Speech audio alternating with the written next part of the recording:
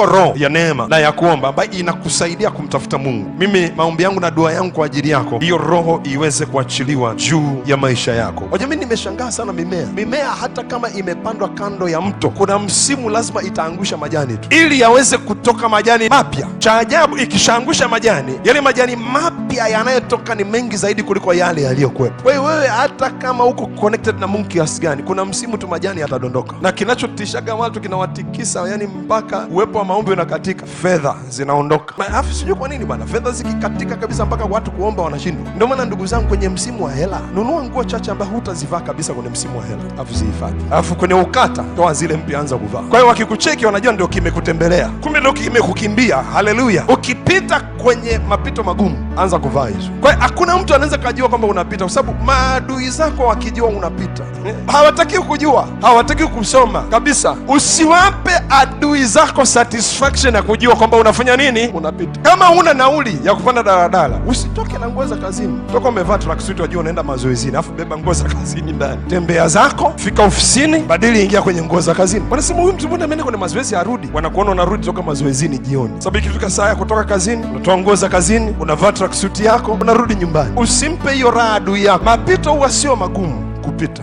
lakini ni yale maneno ya maadui zetu yanafanya mapito yanakuwa magumu. Bwana Yesu asifiwe.